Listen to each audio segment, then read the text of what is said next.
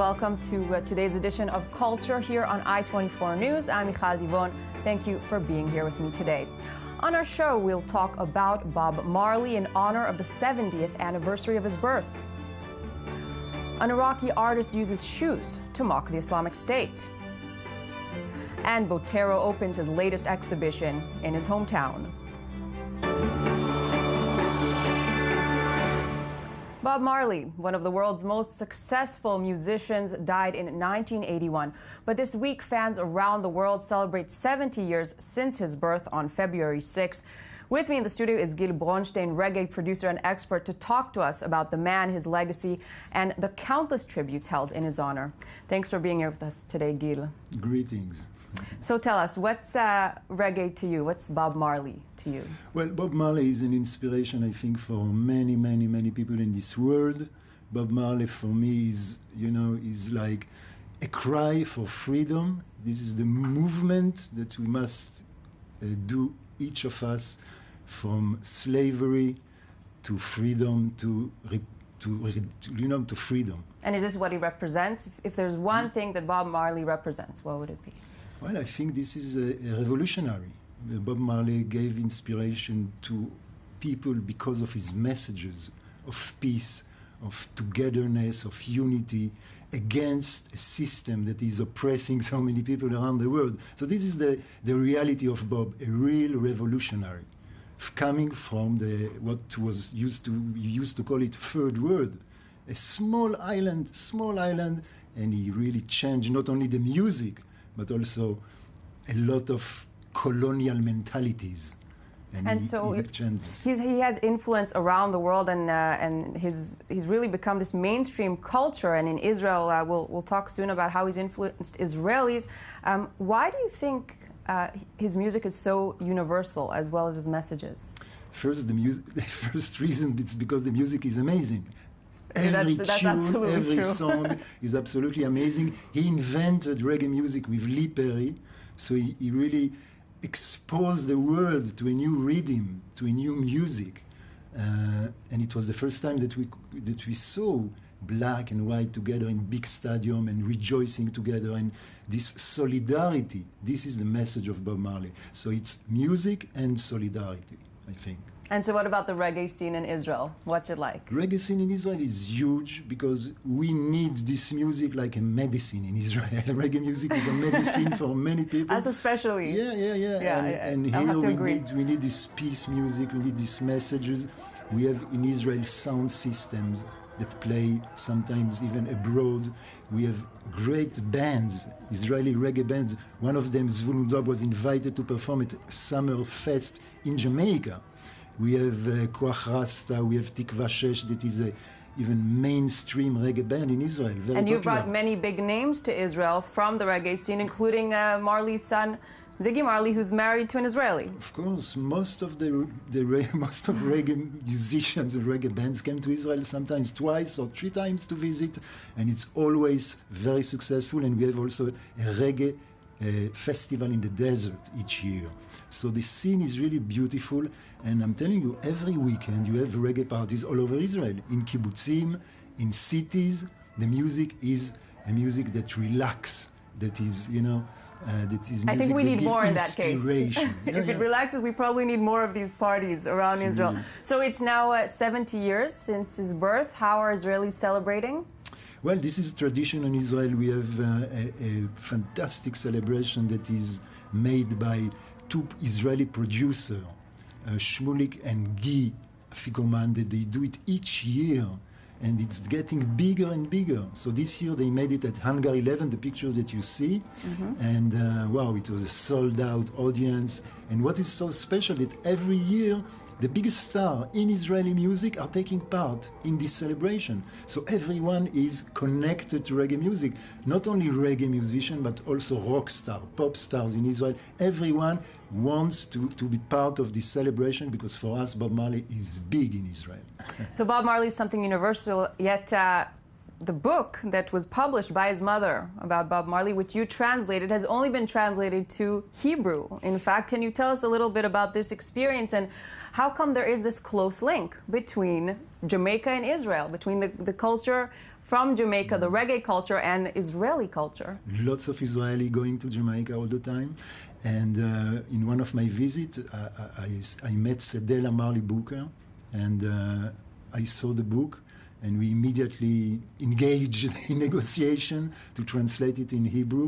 And I must say that this woman is a really, really, absolutely beautiful woman, beautiful personality. She passed, she's not with us anymore, but she was in the 60th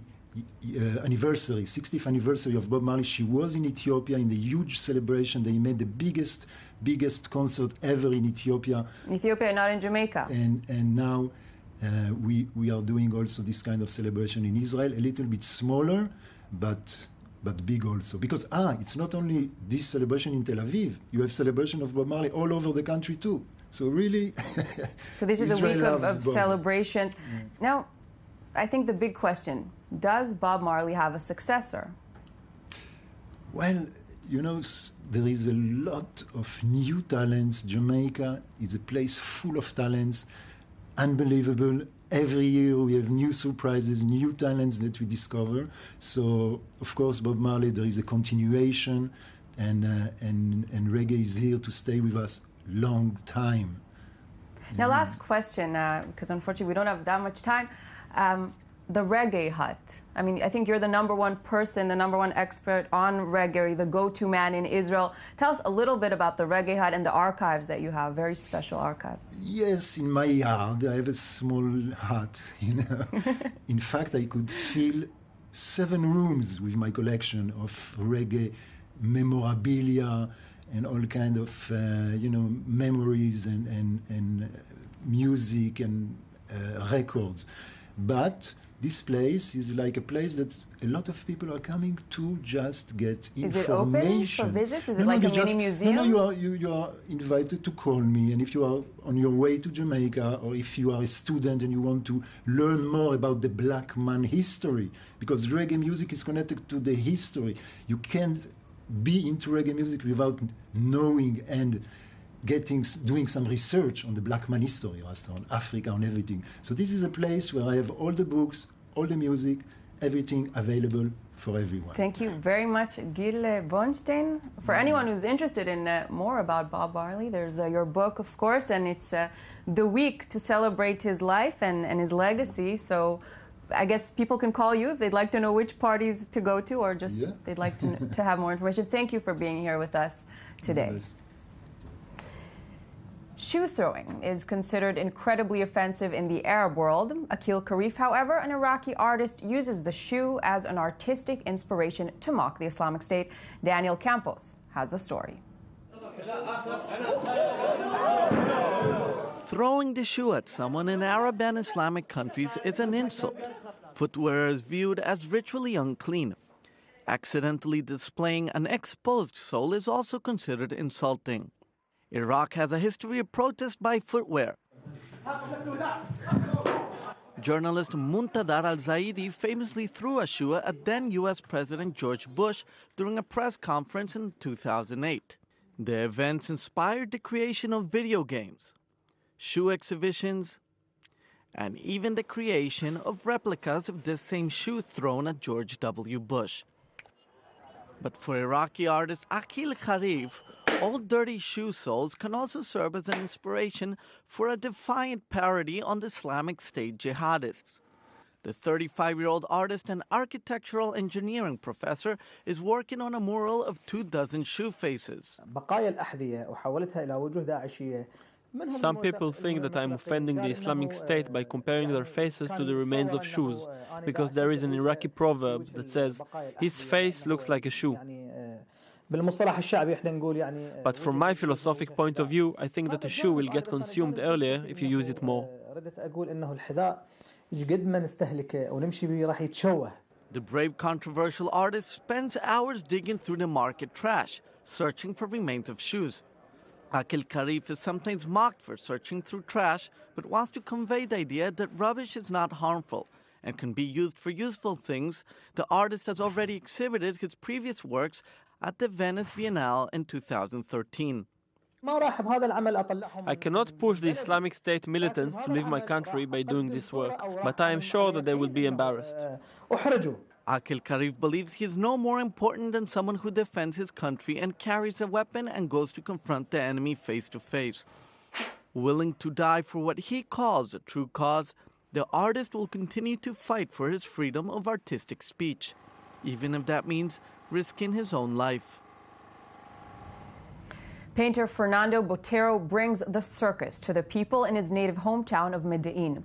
The Museum of Antioquia, which boasts the world's largest collection of the artist's work, now displays his latest. David Gombing brings us the story. Medellin is a city once known for its dangerous drug cartels. This metropolis is also the birthplace of the most famous South American artist, Fernando Botero.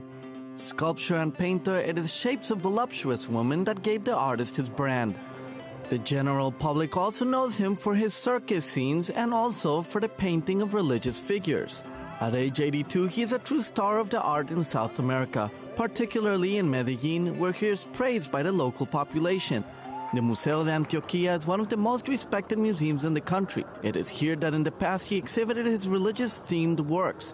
And now, it's circus time, an event with a huge publicity buzz. The maestro himself decided to take care of the advertising campaign.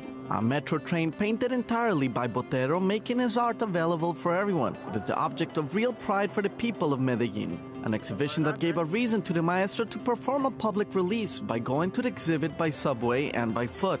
Botero's down-to-earth approach makes him even more popular among city residents. He liked the decoration. It is very happy in Medellin, and we are very happy to see that it begins to set the mood. He was very happy with the subway. The Museum of Antioquia has in recent years been fortunate to receive many gifts of the famous artist. Sketches, paintings, sculptures. Besides the circus, it has in its permanent collection more than 187 works of the maestro, more than any other museum in the world. And joining me now in studio is Avri Rosentzvi. Thanks for being here, Avri. Thank you, Michal, for being here. No, thank you. So you're going to talk to us about comics, I believe? Yes, like always. What like do you have most to say of the about time. comics today? Well, today we're talking about a very exciting new book called The Sculptor by Scott McCloud. Now, this is a monumental new book, 500 pages. But before I tell you about the book, I need to tell you a little bit about the man. Right, he's a big name in comics. He's although a very big our name viewers in might comics. not be familiar with him. Our viewers might not be, but in 1993, he released a book called Understanding Comics, which is really a seminal work in the history of comics. It's a comic book about comics. It teaches you how to understand comics. It talks about the power of comic books, why it's such a great medium, which I love so much. You do? I'm shocked. Yeah. Shocking news. And he really, and since then he has released books called Making Comics and Reinventing Comics, about comics in the digital age. He's really the big guy on he's the comic guru. And now he's releasing his new book, The Sculptor, which is a narrative book. Which people are already calling his magnum opus, or one of the most exciting books of the year, even though we're just in February. And it's very interesting. It's a book about a sculptor who makes a deal with death to have the power to sculpt anything out of anything, but he only has 200 days to live. And he then falls in love. It's the dark side of comics. It's very dark. And he then falls in love with a woman. He then falls in love with a woman. Story. And it's a question about, the power to create. What does talent mean? What does fame mean? And he uses every sort of stylistic trick in the book to convey his ideas. People are saying it's a tour de force of the comic medium. But he said that he found out that he's a formalist. He said recently to New York Times, the ultimate pride of the hyper-rational artist is to see if you can create something that wasn't calculated at all. So it's sort of a stream of consciousness thing, and I'm really looking forward to reading this book. So whoever wants to read 500 pages of comics, this is the book for you. This is definitely the book for you, Avri. Thank you so much for enlightening us today. Now, we leave you with this lovely video made by Israeli musicians in honor of Bob Marley's birthday. It's an a cappella version of one of Marley's biggest hits. Enjoy.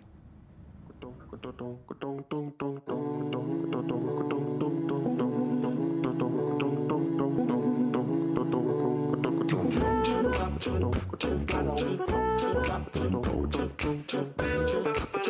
you be loved and be loved? Could you be loved? Oh, now and be loved. Don't let them fool you.